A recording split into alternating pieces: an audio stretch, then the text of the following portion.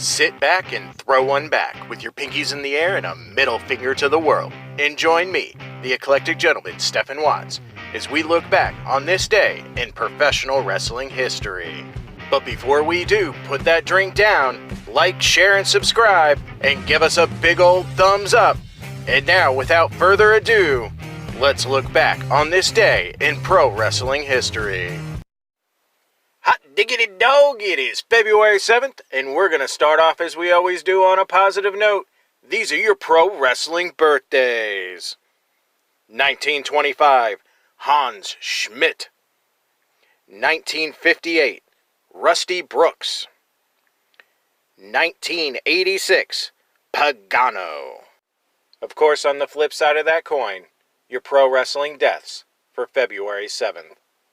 1992, one of my personal favorites, Buzz Sawyer. Alright, enough of the sad stuff. It's time to get to the meat and potatoes. That's right, it's time for your pro wrestling history highlights for February 7th. 1950, Leroy McGuirk is in a car accident in Little Rock, Arkansas. Bob Clay, at the time being trained by McGuirk, was driving to a restaurant with McGuirk riding along. In trying not to hit another car, Clay slammed on the brakes, causing McGuirk to hit the windshield, shattering his glasses. McGuirk had already lost sight in one eye when he was young, and the glasses breaking caused him to lose sight in the other. This ended McGuirk's 16-year career. His NWA Junior Heavyweight title was vacated as a result, opening the door for another one of his trainees, Danny Hodge, to take the reins as the leader in the Junior Heavyweight Wrestling division. Hodge would win the title 8 times from 1960 to 1976. 1955, John Brend and Bill Melby defeat the Great Bolo and Tom Rice in Hollywood, California to win the NWA International Television Tag Team titles.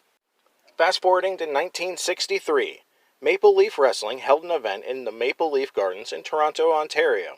In the main event, NWA World Heavyweight Champion Lou Thesz defeated Worldwide Wrestling Federation World Heavyweight Champion Buddy Rogers in a 2 out of 3 falls match, 2-1 to retain his title. This was the rematch of their previous meeting in Toronto 2 weeks earlier, which saw Thesz defeat Rogers in a 1-fall match. Dispute over the result of that match resulted in the creation of the Worldwide Wrestling Federation 2 weeks prior, now known as the World Wrestling Entertainment. On this day in 1973, we see both the Worldwide Wrestling Federation Heavyweight Championship defended and the NWA Heavyweight Championship defended on the same show. Only Championship Wrestling from Florida could ever make that happen. WWF Heavyweight Champion Pedro Morales defeats Hans Schmidt to retain his title on Hans Schmidt's birthday. Ooh. But it's the NWA World Heavyweight Champion that gets top billing, as Dory Funk Jr. defeats Mark Lewin to retain his title in the main event.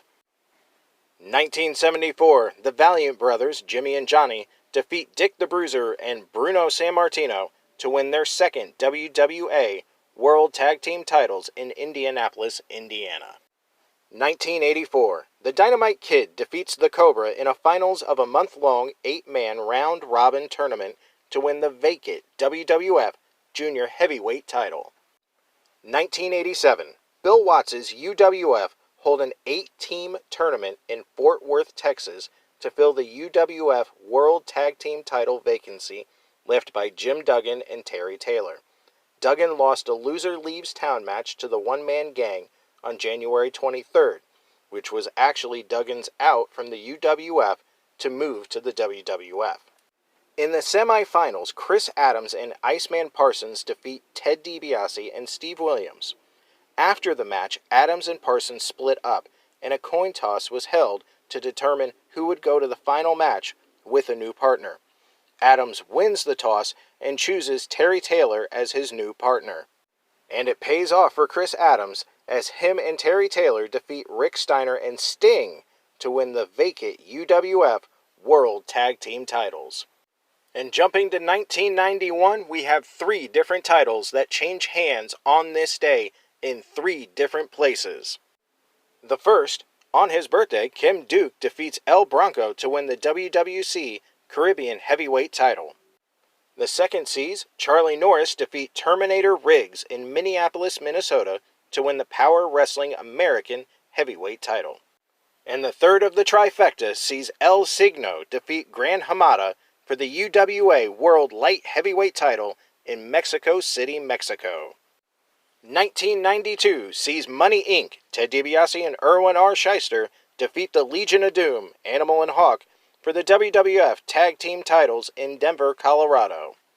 And on this day in 1994, two USWA titles change hands at the Mid-South Coliseum in Memphis, Tennessee, both involving the Gilbert brothers.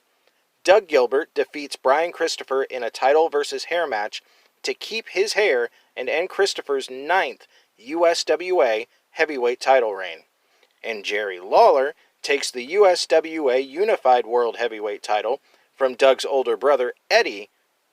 This ends Gilbert's third reign and begins Lawler's 18th of 5,675,000,000. And last but not least, 1998 sees Jushin Thunder Liger defeat Shinjaro Otani in Sapporo, Japan to win his 9th IWGP Junior Heavyweight title. Those are your pro wrestling history highlights for February 7th. I'm the Eclectic Gentleman, Stephen Watts, and we'll see you tomorrow.